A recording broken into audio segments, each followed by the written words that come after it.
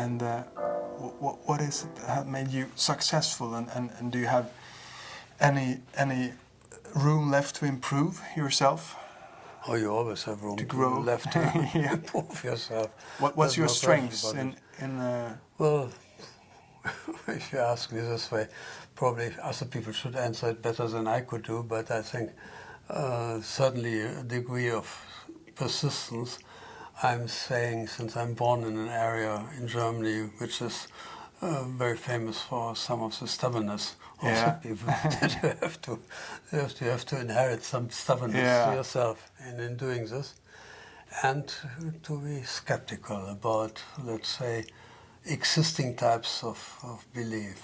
And that is probably a characteristic for me, that I'm quite skeptical about many of these things.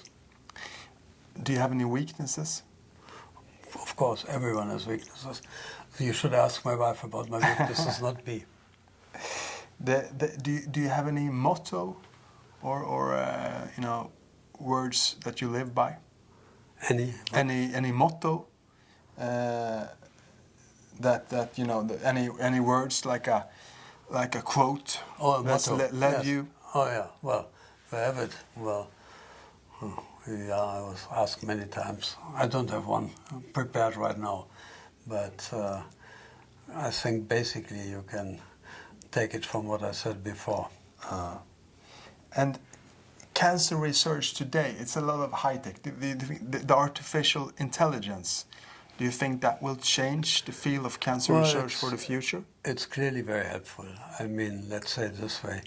The enormous amount of data which became available from sequencing human genomes, from sequencing individual tumors and so on, is helpful. It didn't solve the problem from the beginning, because you need something which triggers these types of changes. And that, according to our view, is the most important aspect in the development of some of these diseases. But clearly the various techniques which have been developed in molecular biology in recent decades, they're enormously helpful. The isolation of some of the agents would have been almost impossible without the aid of some methodology which had been developed in part in totally different systems, but which could be used in our systems as well. So I think there has been a rapid progress in technological advances. It's not alone, the whole story, because you must use them skillfully and you must apply them in the right way. Has the human thinking evolved and progressed as well? Or has it slowed because of all the computers? Well, if you look into the political situation, you doubt it from time to time. Human thinking has improved over the years or the decades and centuries. Yeah. There's so many conflicts still going on. But anyway, I don't want to address this in detail. Because you lived in a remarkable time during your lifespan. Yes. Cancer research went like in the 60s. Most kids that got cancer died, and now most kids survive. Yes, that's true. So it's been a remarkable development. There are clearly a number of changes which took place. The mortality, the death rate for cancer is gradually declining in general in most parts of the world where the methodology is applicable, but at the same time we see an increase in the incidence of cancers. And this means there's a kind of a scissor which is going up between the incidence and the mortality. The mortality is gradually going down, the incidence is continuously going up. Yeah. So if you look into the aspects, if a person who gets a diagnosis of cancer, what this person is to suffer is tremendous. There's some anxieties, there's suffering from the type of treatment which they experience subsequently. There's the anxiety of later on of having recurrences of the tumor. There's very frequently an accompanying depression of the individual. The psychological effects not only on the person but also on the respective families, that's enormous. If you really wish to do something against cancer, then we have to do something against the development of cancer, the very early stages. Vaccination, of course, in case of infectious agents, is a perfect type of preventing cancers because it has very, very little, if any, side effects. And on the other hand, it's highly protective and protective for very long periods of time. We are now able, as far as some of the infectious agents are concerned, by chemical types of treatments or by antibiotics, to reduce the load of the respective agents in the body and also to block some functions or to even to eliminate them completely after years of persistence. That has some perspectives for a better future in preventing diseases. So, of course, smoking, alcohol consumption, and a number of other things play a significant role in certain cancer developments. If we combine all these aspects, we have now a number of possibilities to act actively against in the prevention field. But what I see right now, and what disappoints me very much, is that in the training of university students, of medical students in particular, in the training of young physicians and of physicians, prevention plays a very minor role. Of course, they are educated to treat the sick patient, which is justified and of course important, but I think prevention needs to be much more put into the forefront of the activities, because only then we can really do something against the cancer incidence.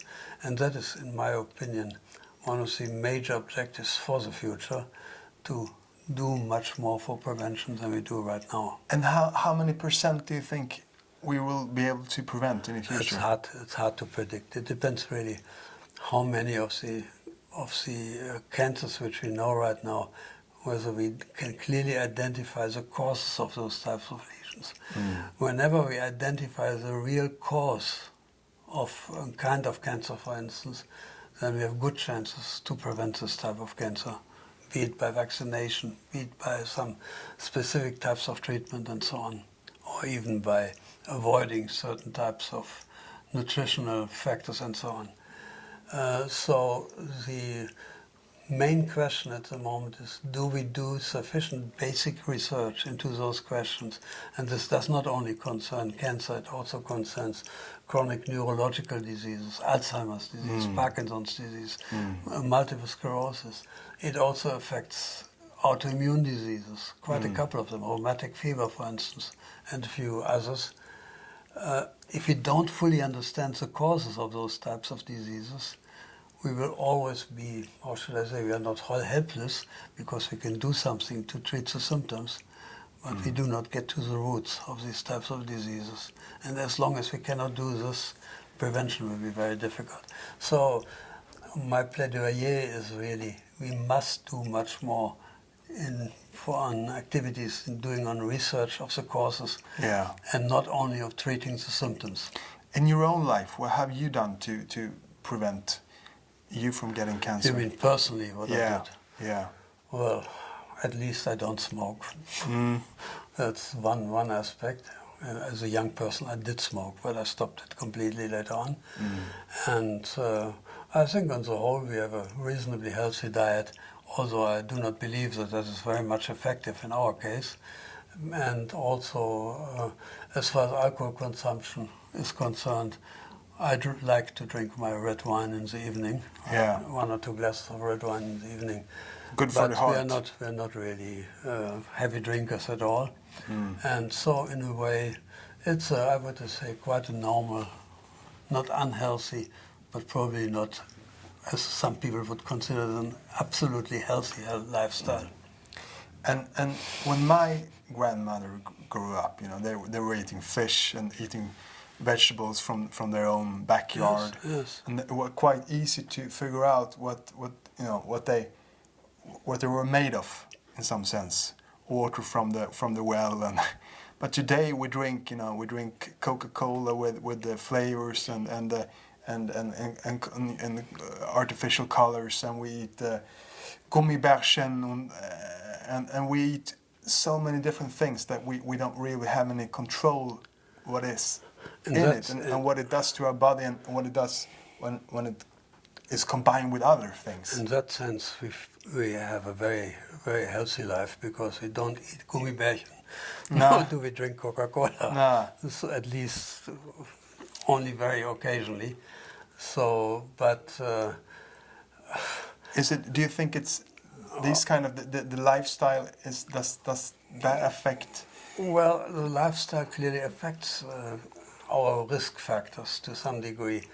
It's known since a very long period of time that some of the antioxidants, these are drugs which block the development of oxygen radicals, for instance, in the body, which are present in some of the vegetables.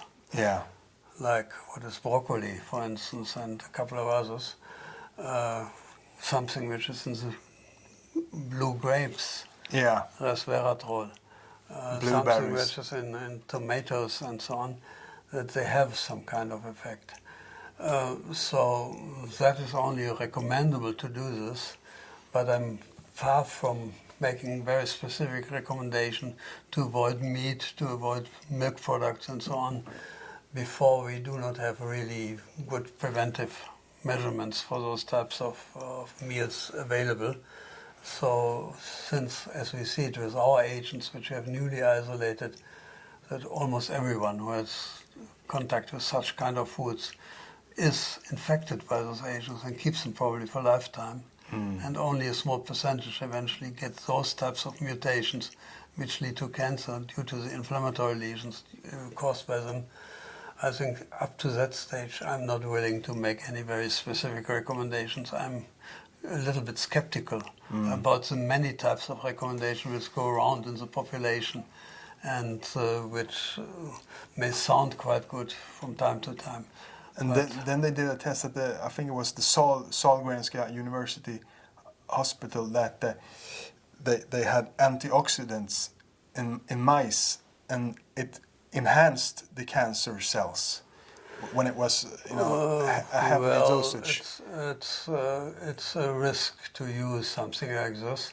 I mean, for instance, there were studies conducted with retinoids, some of the chemicals which also thought to be useful if you eat something which is vitamin A rich. Yeah. And particularly in Finland, they have done a clinical trial, a large-scale trial, on the consumption of vitamin A in lung cancer. It had a negative result. It didn't lead to a reduction of lung cancer incidence there. So we need to be cautious in those aspects. I mean, there are frequently coming new ideas up which sound on the first glance quite promising, but upon testing they're not really very good. In that sense, we cannot avoid animal experiments to see whether there's a risk behind it or not. But and the future of cancer treatment, where do you think the future lies there? It's more individual treatment, or well, surely that is being done right now. And individualized therapy is a big word in many of the hospitals at the moment, and I'm not arguing against it at all. But I think the future of cancer is really the development of preventive means, because to avoid the suffering of the patients, even from the treatment for the respective form of cancer, that is much more important than many of the individual trials which may provide you with the marginal results of, let's say, 1 to 5% improvement in comparison to other drugs. And if you get cancer, what would be your recommendations? Is it to trust the doctor and live a life close to the family, or is it well, to I'm seek reluctant again to give a recommendation along those lines, because I'm not treating patients myself, and I don't want to interfere with some of the recommendations which are given by those who see every day the patients. They have to reflect on psychological aspects as well as many others. So to give a general type of statement along those lines, that's not my style. No. And if we look at the globe, where's the cutting edge cancer research going on now? Is it like America? There are quite a number of places where it's going on right now, and I think in specific areas, if you compare America, the United States specifically, with the European countries, There are some areas where the European countries do very, very well, and there are other areas where the United States do very well. So it's very hard to make a realistic comparison of the activities here and there. I think on the whole, the equipment in many of the well-developed parts of the world is very good. If the people are very well trained, and if they are experienced in knowing from other countries the results which have been obtained already or so, then I'm sure that the patients will be in good hands. This is not everywhere the case, that's obvious, and in some instances, some countries have a very poor medical infrastructure, and where indeed a number of people die today of cancer, which otherwise in other countries could be treated reasonably well with the same type of cancer. So there are still differences existing. Part of it is also financially not so easily possible in parts of the very well-developed parts of the world. So to give a unifying answer is, for me, it's impossible. And have you have any role models or people that inspired you along your way? Well, in my early phase, yes. I was indeed inspired by reading about the life history of Robert Koch, of Paul Ehrlich, of Louis Pasteur, and a couple of others. And I read those biographies with the greatest interest. And in a way, it really stabilized my decision to go into research at a very young age. And I still have admiration for many of them who at very difficult periods of time managed to get through with some ideas which turned out to be extremely fruitful for mankind. And in science, what can there's always a lot of mistakes leading to progress. And how can failures lead to progress? What can we learn from research into other fields of our lives? Of course, research is also trying and an error, which may happen occasionally. In treating patients, it's different. I mean, it's very difficult to accept errors in treating suffering patients. And so one has to be quite balance the benefits versus potential side effects or negative effects in those cases. And a researcher is in a slightly better situation than a clinician, because in tissue culture so you can see whether something is beneficial or not without doing too much damage to a population or to individuals. But nevertheless, I mean, nowhere we are really error-free.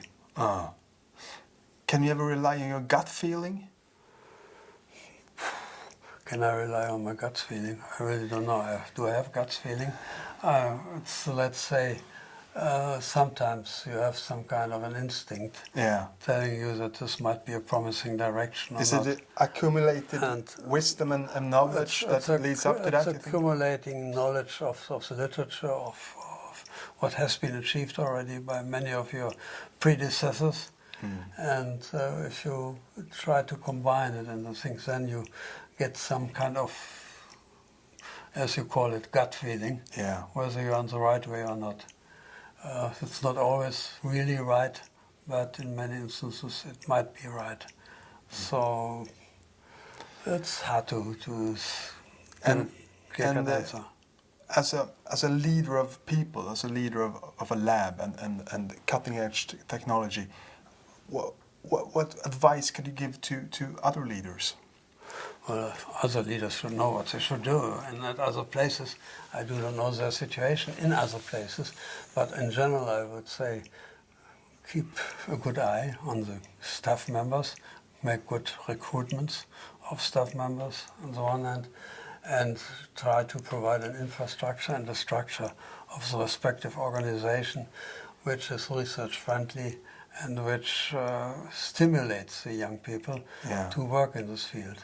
That's something which comes on the first view into my mind. Does German leadership differ from leadership in, for example, the US? Well, you know, in the past, when you go to the US, you heard always the German professors have a very typical how should I say, hierarchic view of how to handle people. I think, first of all, it has changed dramatically in the country already during the past decades. And I think you can direct people by knowledge, not really by orders, and also by discussions. And I think more or less this is possible. In most instances, occasionally there's an exception. Yeah. And you travel all over the globe. Now More you're or in less. Sweden. You were recently in Bangkok. Last week, yes. Yeah, it's a you travel. What's the best parts of the world? What shouldn't we miss? I think the best part of this traveling is really to meet a number of people, to have discussions, to share the views in different countries about their types of problems, about their approach to preventing and treating various types of diseases. And it's amazing when you travel, let's say, to the Far East or South America or some of the other countries, to hear what is going on there and how different in some instances the views are. It's particularly striking, since my wife is South African, to see it in Africa as well. Some rather remarkable diverging views on treating patients, particularly between some of the old native types of doctors and what they call this modern medicine right now. So you learn a lot yourself when you travel.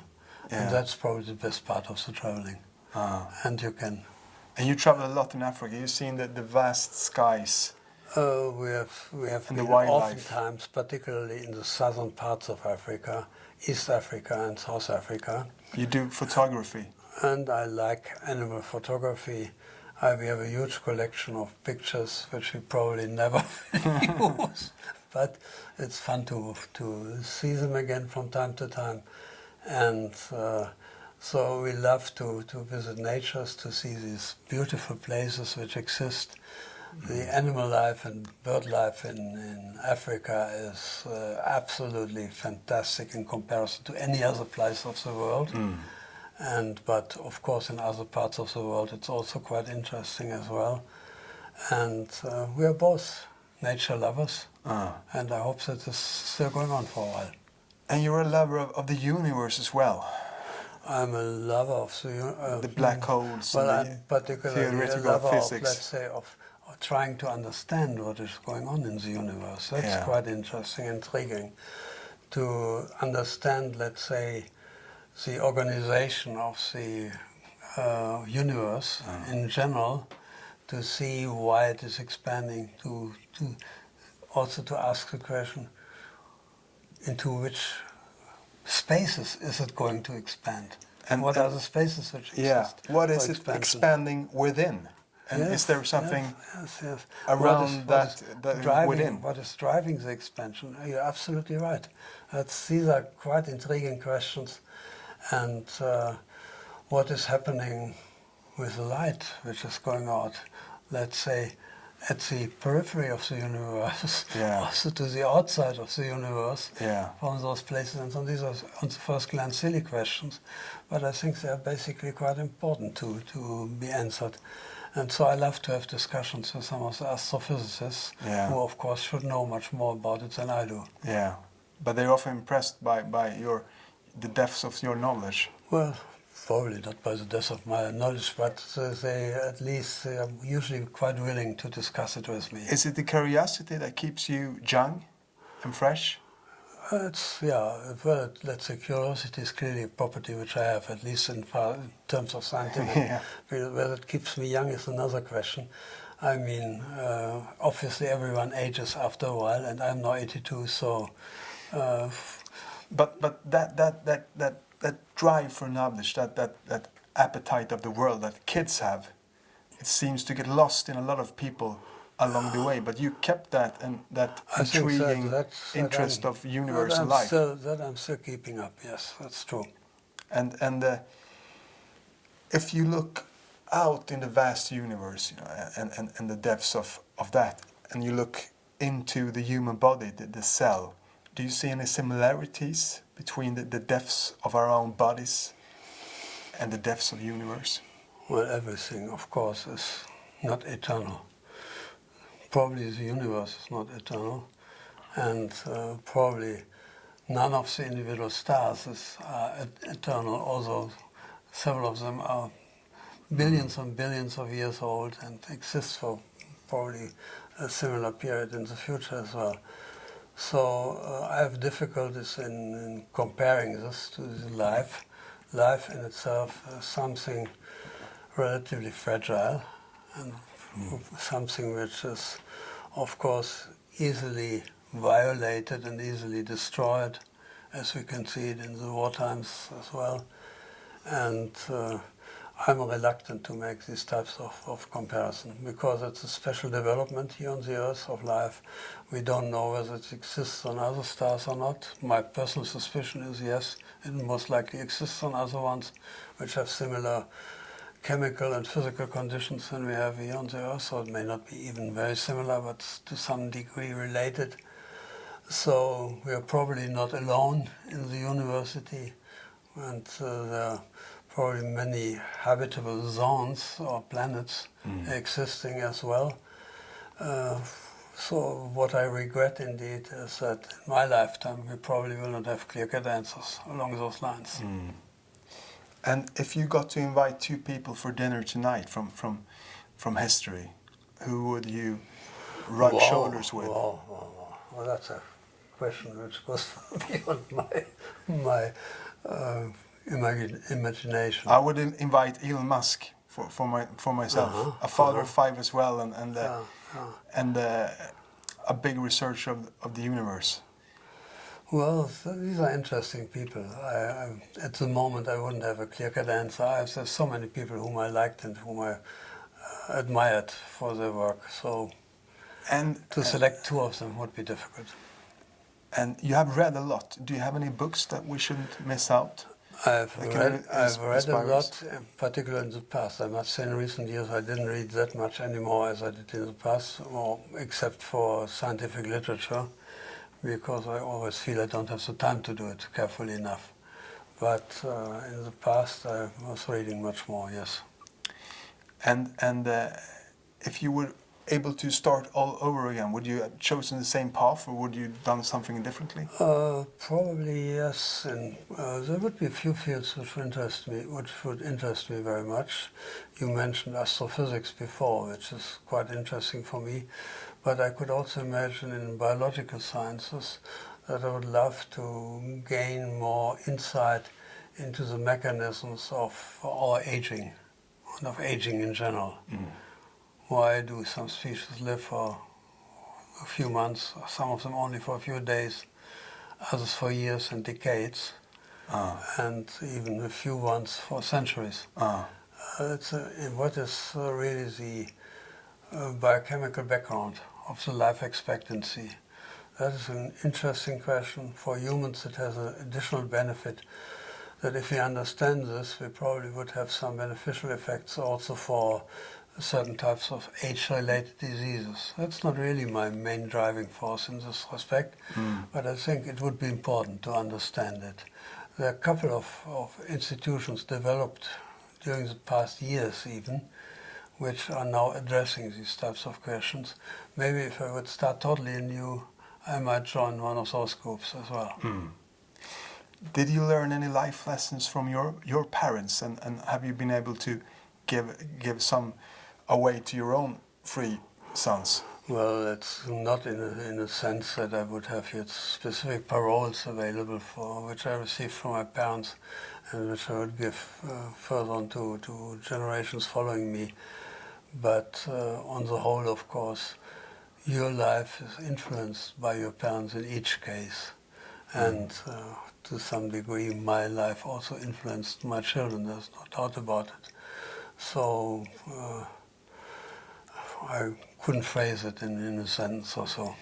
And when you look at cancer research, do you see any breakthroughs coming up in the near future? Any great? Any breakthroughs in the research? Well, Because you visit a lot of conferences and you see... Well, I think at least if people understand, as far as cancer research is concerned, that prevention must be the prime target for the future of humanity, really. Yeah. And for the survival of individuals, I think then we would have achieved something. But at the moment, for many physicians, they're so much trained to treat a patient, they do not even consider prevention in many instances. And so I would put a lot of more emphasis on preventive aspects. And prevention means at the same time understanding, as I said before, understanding the causes of these types of diseases. As long as we have not a full picture of the causes, I think we are, how we say in German, wir tapsen im Dunkeln, we are moving in the darkness. Yeah, and if you look at like lung cancer, it's a 90% death rate. And people know this, and still they open packets of cigarettes, even though it's a big warning signs and awful pictures of the cigarettes now. Yes, that's very true. I mean, of course, here again, you would argue, if you would achieve it to prevent the tobacco smoking, we would clearly reduce rather dramatically the risk for lung cancer. But even in lung cancer, there's more in it than just the tobacco smoking. There are quite a number of interesting aspects which point also to an interaction of chemical carcinogens in this case and some similar virus infections as such as we are investigating right now. Your daily routines, what do they look like? You wake up with the sunlight and... No, I usually wake up before the sunlight comes up. So, with age? And even previously, and I'm always an early riser to some degree. And if I am in Heidelberg and if my wife tolerates it, then I usually, after preparing breakfast, I move to the working place, discuss a few aspects with my co-workers, and also... You work from the office? I have an office, yes, in the Cancer Institute, Cancer Center, and... Krebbe Institute. Pardon me? In German it's called Krebbe? Krebsforschungszentrum. Krebsforschungszentrum. Cancer Research Center. Yeah. And so respond to what some time mails, write on some papers, something like this. Respond to emails and so on. So it keeps me busy quite easily for a whole day. And how many hours a week do you think you're working now, and how many have it been in the past? Well, that's something which you should ask my wife. Well, I think... You think it's 100 or... I work 60 clearly a little bit less hours in the institute than I did in my early days, but nevertheless, I also work at home from time to time for a while. So it's very hard for me to say it. What's the most important tools you use? Would you be able to just work with a pencil in your mind? I would say at the moment the most important tool is a computer, table, and desktop computer. And getting the Nobel Prize, you got that call. Did you expect it? No. Well, it's hard to say so, to expect it.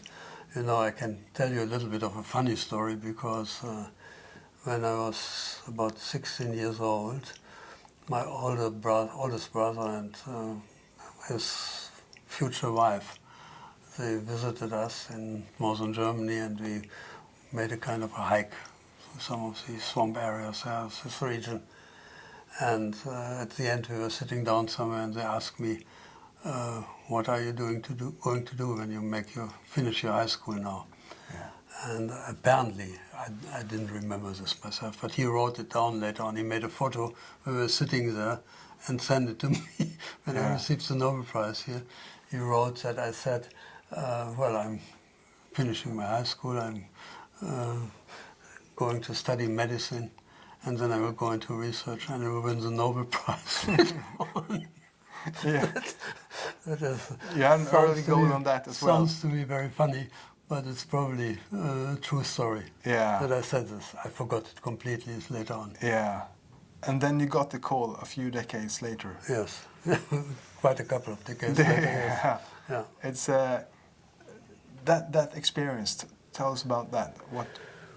I was sitting on the computer, I got the phone call, and of course, hearing a Swedish accent on the telephone, it sounded interesting from the beginning. And then the former secretary of the Nobel Foundation told me it was 11:15. I shouldn't tell anyone before 11:30, because then they would make the official announcement. Yeah. And I didn't keep this promise, because I called my wife. She was in a plane on the WHO mission to South America. Yeah. And the plane was just departing from the gate, but she didn't switch off her mobile phone. And so I called her and told her this. And I think she could better tell you the story than I can do. But the stewardess came and told her, well, you are not supposed to use your handy anymore. We are starting now. Yeah. And she said, but my husband received no. The stewardess said, well, I haven't seen anything after telephoning. Yeah. Amazing. And then you went to Stockholm. And then I went to Stockholm. First of all, the institute established a huge type of reception 1 hour later. Yeah. With more than 1,000 people being there. So it was a big ceremony at home, really, for that, which was, in a way, was quite touching for me. Yeah. And, later on we went here to Stockholm, and I delivered a lecture here on where to search in the future for infectious causes of human cancers. And that was the starting point of our subsequent work. And that's what you have been working with this decade. Since then, yes. So the coming decade, the coming 10 years, what will you do now? Let's see what can be done in that period of time. I'm still getting older during this time, for sure, and I don't know what is going to happen. No, it's difficult for me to give an answer. Do you think people underestimate what they can do in a decade and overestimate what they can do in a year? How long life set goals and spans? Well, you never know how long it will last. I mean, if you get older, you get more frail, and a few things which are much more difficult to achieve than previously. And this, if you like it or not, you have to realize after a while. So for those reasons, I would be extremely reluctant to predict anything for the forthcoming 10 years. And this decade that's been passing, have you met any exceptional people along the way? You meet a lot of interesting people. I must say, whenever I travel, I meet some remarkably interesting people in various parts of the world, and we had very many times very stimulating, interesting discussions, and some of them may come as, for instance, a friend of ours from Thailand is visiting us, I think I don't know right now, it's 2 or 3 weeks from now, and coming for a weekend and so on. So it's a remarkable thing of traveling, that you meet always very interesting people. Open up doors. Open up doors, right. And you're based in Heidelberg. What's the beauty of that, and what's the strength of your research center? We are living, in fact, 34 kilometers from Heidelberg in a house which we bought almost 20 years ago or so, and we have, in addition, an apartment in Heidelberg where we can stay if there's any type of evening commitment or so. We stay there. And Heidelberg is a remarkably attractive little city with about 140,000 inhabitants, but a remarkable academic atmosphere. The university is quite active with a number of institutions. There's a European Molecular Biology Laboratory located. There are Max Planck Institutes, which are quite active in research. So I would say it's one of the very attractive German cities as far as research is concerned. Maybe not exactly comparable, but to some degree similar to Oxford and Cambridge in England. Ah, and the strength of your research center, what's the cutting edge there? The Krebe. Cutting edge is really cancer research. It's only cancer. We do exclusively cancer research, or more or less exclusively cancer research. And I think due to a number of very interesting appointments that have been made over the period of time right now, it's working very well. At least the present heads of the cancer center consider the cancer center as one of the leading centers in Europe. Whether it's true or not, I don't judge myself. But clearly it's in a very good shape, in very good state. And I think you have it here at the Karolinska, an excellent institution in Sweden. I think the cancer center in Heidelberg is probably in a comparable situation within Germany, but to some degree also within Europe. Ah, fantastic. Warm thank you for everything that you have given to humanity and to this conversation. Thank you. And the best of luck for the coming years in your future. Thank you very much for the interview. Thanks a lot. All the best to you. Thanks a lot.